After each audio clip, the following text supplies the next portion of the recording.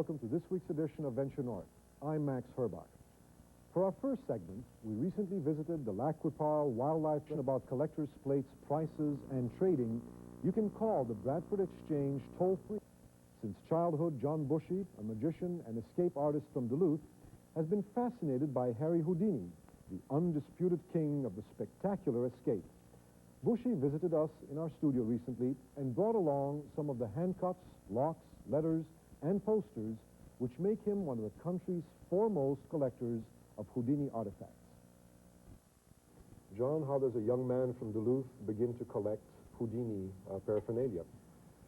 I just got started when I was about 12 and a half, and a friend of mine in Duluth, Terry Rose, has got me started collecting locks, and he was a veteran magician, and I've just been going strong ever since. Why are you so fascinated with Houdini? He's a fascinating person. He is one of the greatest showmen that ever lived, and he's, as well as being an escape artist, he was a pioneer in the field of aviation, a great magician, and of course, with magic, he's known as one of the greatest magicians that's ever lived, and he's just fascinating to study. What's amazing is that he's world known. I mean, yeah. I lived abroad for a long time, and we knew Houdini. Mm-hmm. Yeah, he's a household word, and he's probably one of the only people that's ever been in the dictionary as a verb. To Houdiniize was to extricate oneself from things, and that's just fascinating. He is most famous for the fact that he extricated himself from every possible situation. What was this whole business? How did he get fascinated with extrication, with escapes? He, along with P.T. Barnum, were the greatest showmen, and Houdini was a publicist for himself. And now he just hit on the handcuffs by accident. He was struggling as a magician, wasn't making it, started doing escapes, and he found that people really, they wanted to see him fail. They wanted to lock him up so he could not get out. And at the same time, inside, they kind of wanted him to get out. And just people started flocking to his shows, and so he really took off from there, and he just did escapes of all types. Is the business of escaping from manacles and handcuffs and straitjackets is something that Houdini invented, or did it exist before him? It existed before, but not anywhere near to the extent that Houdini took it. He made it his main act for many years and took it to just absolutely new heights and did things that were, thought absolutely impossible. People thought he could dematerialize his body. They thought that was the only possible way he could get out of things, but of course that wasn't true. What was true? What was true? Well, that's a secret, isn't it? Okay, right, okay. You're familiar with many of his tricks? Have you read up on how he did this? Oh, yeah. I have a lot of very rare books in my library, and a lot of these books explain how he did things, and I have some of his personal notes, and they explain some of the other things, but a lot of his stuff is still really unknown. Some of his greatest escapes, no one knows how he did it. Mm-hmm. Now, you have genuine Houdini articles right in front of us. Why don't you show them to us and describe what they are? These belong to him. Yeah, a few of these things belong to him, and I'll start with, these are just a set of lock picks that Houdini once used and owned, and this would be used for each type of pick for a different type of lock or a different handcuff. How did you acquire them? I acquired most of this stuff I have from auctions in Sotheby's in London and Swan Gallery in New York, and then from magicians all around the world. My gosh, and it goes, I mean, Sotheby's is the auction house in Britain, in the world. Mm-hmm. What about this handcuff?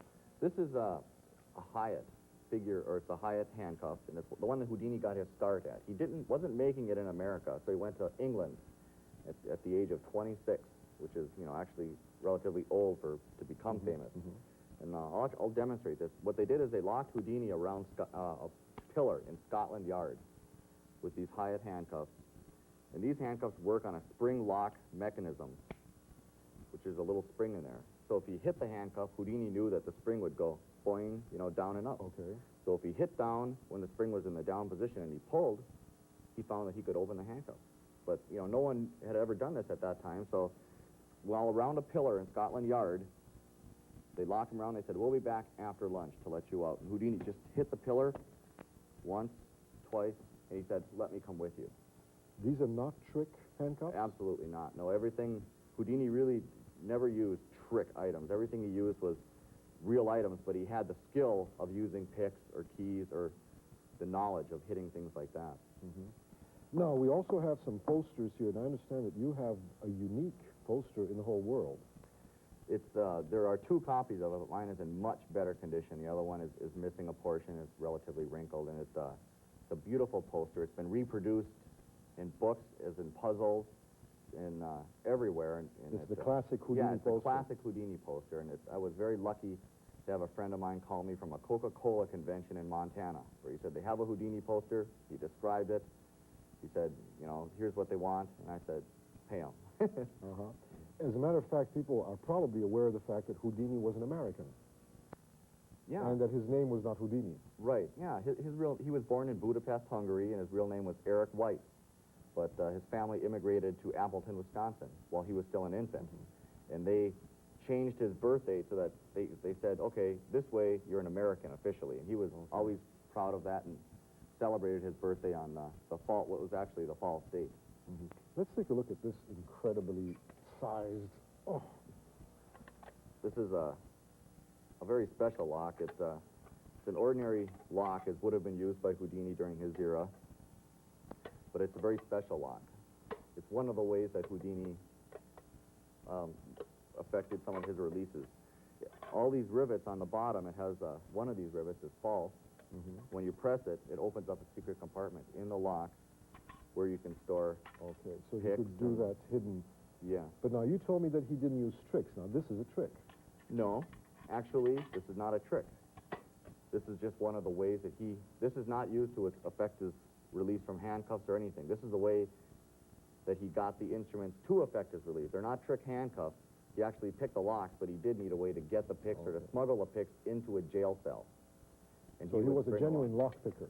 Yeah, he was a great lock picker, and not only that, but he was also very, very well known as a sleight of hand artist. So he could actually have a key, and he could just like palm it or hide it so that they would not see it. You also have Houdini autographs here. This is a letter from Houdini? That's a letter from Houdini to his librarian, just saying something to his handwriting was worse than a doctor's. And says something to the effect that he'll be back home for 2 months, and he's sending along the new boxes of books that he purchased for his librarian to add to his collection. One of your prized possessions, I'm sure. Yeah. What about the challenges? Houdini was always challenged by people, right? Yeah, he accepted literally probably thousands of challenges during his career to escape from everything man could invent. Get out. Examples. In Cincinnati, they locked him in a giant football. They built a giant football and put him in. He got out. That was the football team that challenged him. In California, a giant squid washed ashore, and they had it stuffed, and they put Houdini inside and sewed him in. He got out, and he got out of giant paper bags that were, you know, essentially glued and taped shut. And he'd get out of those without tearing the paper, and he'd accept anything. You know, what fascinates me about this is the fact that people are impressed by escapes, as if they would like to be able to escape. And so you have the most difficult kind of escape, and I feel pleased by it. There's psychological stuff behind that. Yeah, there's a lot of different reasons and whatnot. Pete Golden, I think, said it best, is that everybody roots for the underdog. And Pete is a magician and stuff, knows this, and he's watched me do a lot of escapes. And they lock me up, the tighter or the worse they lock me in, it's like the people say, he'll never get out. But inside, they're kind of rooting for you. It's like you said, they kind of want to escape themselves, and they're hoping that you succeed. From the drudgery of their own lives, and you're going to be doing an escape for us out of a straitjacket, and that's probably how we should close the segment, except for one thing. You have locks from the jail in Cloquet. Tell me about this one. Well, I go to all the jails and prisons in any town I'm traveling through. It's just kind of habit. I stop by and see if they have any old materials. And so, sure enough, I stopped in the Cloquet jail, and they had an old padlock from the old Cloquet jail, and they gave it to me. There's many police departments have donated pieces to my collection. Well, John, I wish you the best and greatest of escapes, and all of them successful. Well, thank you. I need a lot of luck, too. Nice talking with you. Thank you.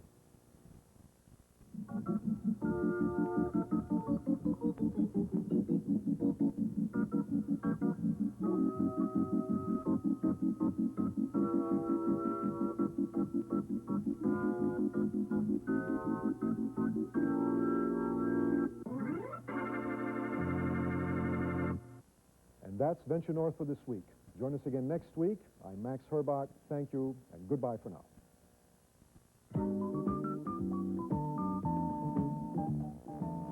Saturday at 5:30, Wild America takes a look at the #1 big game prey in America, the Pennsylvania whitetail.